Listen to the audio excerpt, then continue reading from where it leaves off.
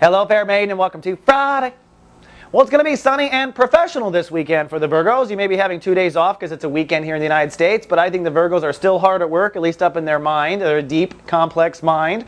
The moon is in Gemini, so emotional focus is your legacy. Now, that includes your children, how you're going to survive. That includes your career path. It's going to be what you leave behind on the planet. It's anything you leave behind on the planet, even artwork and things like that.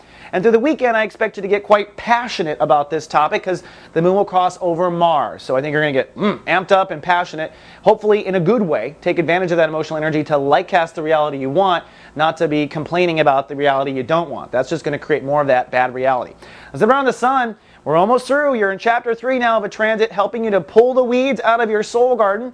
Now, good news is Virgos have done so much soul work in the last 3 days, I don't think there's a lot of weeds in your garden that you're not aware of. This is just the latest and greatest, the first time you have weeded your garden since this time last year.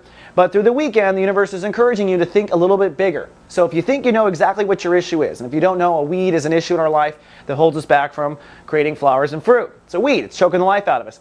You may think you know the weed. You may think you know how to handle the weed. But what today's astrology says is think outside that box. Try a different approach. Have a plan B. And also consider that the weed is not what you think it is. And this open-mindedness will actually loosen the dirt even more for you to pull that damn thing out in the next 10 days. Then lastly, good news again.